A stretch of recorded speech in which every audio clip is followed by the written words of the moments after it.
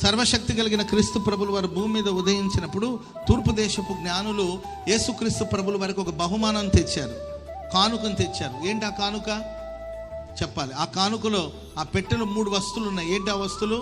ఒకటి బంగారము, రెండవదిగా బోళము, మూడవదిగా సాంబ్రాణి. బోళము అనేది ఒక చేదైన పదార్థం. యేసు ప్రభుకు వాళ్ళు తీసుకొచ్చిన ఆ పదార్థం చేదైన పదార్థం.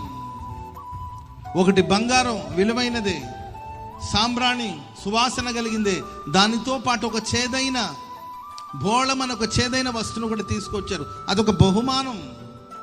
నీ లైఫ్లో ఆయా సందర్భాల్లో దేవుడు చేదైన మార్గాల గుండా తీసుకెళ్తున్నాడంటే, శ్రమల గుండా నిన్ను తీసుకెళ్తున్నాడంటే, ఇబ్బంది కొలిమిలో దేవుడు నిన్ను తీసుకెళ్తున్నాడంటే, సింహపు గుహలోనికి వెళ్ళవలసిన పరిస్థితి వచ్చిన, అగ్నిగుడ్డలోనికి వెళ్ళవలసిన పరిస్థితి వచ్చిన, చెరసాల మధ్యలోనికి క్రీస్తు నిమిత్తం వెళ్ళవలసిన పరిస్థితి వచ్చిన, నిందలైన, అవమానాలైన, శ్రమలైన, అది కేరేతు వాగైనా, అది సారేఫాత్ అనే విధవరాలు ఇంట్లోనైనా, శ్రమల గుండా మనం వెళుతున్న పరిస్థితుల్లో దాన్ని ఒక బహుమానంగా తీసుకోవాలి. మనం చప్పట్లు కొడదాం అందరూ గట్టిగా, గట్టి గట్టి గట్టి గట్టిగా హల్లెలూయా.